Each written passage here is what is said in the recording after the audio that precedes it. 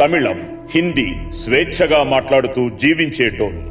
ఆ తర్వాత బహుమనీ సుల్తాన్లు ఈ ప్రాంతాన్ని ఆక్రమించి గుల్బర్గాని రాజధానిగా చేసుకుని మొదటిసారి పర్షియన్ భాషని అధికార భాషగా ప్రకటించిండ్రు.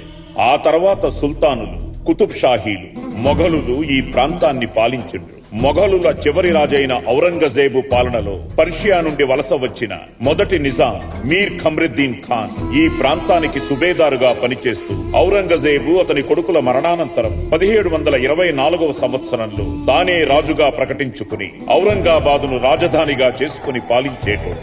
అతని తర్వాత రెండవ నిజామైన మీర్ నిజాం అలీ ఖాన్ రాజధానిని హైదరాబాదుకు మార్చుకుని పరిపాలిస్తూ ప్రజల నుండి అధిక పన్నులు వసూలు చేస్తూ బ్రిటిష్ వారికి కప్పం కట్టడం మొదలుపెట్టిండు.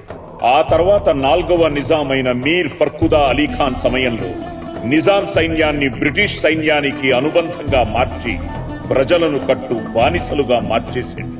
ఈ బానిసత్వాన్ని భరించలేక 5వ నిజాం అఫ్జల్ ఉద్దౌలా పరిపాలనలో మొదటిసారి బ్రిటిష్ అనుబంధ నిజాం పాలనను వ్యతిరేకిస్తూ రామ్జీ గోండు జల్ జమీన్ జంగల్ నినాదంతో తిరుగుబాటు ఉద్యమం మొదలుపెట్టిండు. నిజాం అరాచకాలు, నిజాం అరాచకాలు, నిజాం అరాచకాలు. అది సహించలేని నిజాం బ్రిటిష్ సైన్యంతో కలిసి రామ్జీ గోండుపై దాడి చేయించాడు. పట్టెడు మెతుకుల కోసం పిడికిలి బిగిస్తే 1000 మందిని ఒకేసారి పట్టుకుని ఒకే చెట్టుకు ఉరితీసాడు. నాటి నుండి దానిని 1000 ఉరుల మర్రి అని పిలుస్తారు. జలియన్ వాలాబాగ్ ఘటన కంటే ఎన్నో ఏళ్ల ముందే జరిగిన ఈ మారణకాండతో నిజాం అనే పదం వింటేనే జనంలో భయం పుట్టేది. ఆ తర్వాత 6వ నిజాం మెహబూబ్ అలీఖాన్ కాలంలో ప్రజలకు కొంత ఊరట లభించింది. ఎవరి మతాచారాలు వాళ్లు పాటిస్తూ హాయిగా ఉండేటోళ్లు. హిందూ సంప్రదాయాలు, సంస్కృతులు ప్రోత్సహించబడ్డాయి. ఎన్నో భవనాలు నిర్మించబడ్డాయి.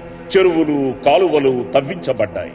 ఇతని మరణానంతరం 7వ ఆసఫ్ జాహీ బిరుదుతో పదవిని అలంకరించింది మీర్ ఉస్మాన్ అలీ ఖాన్.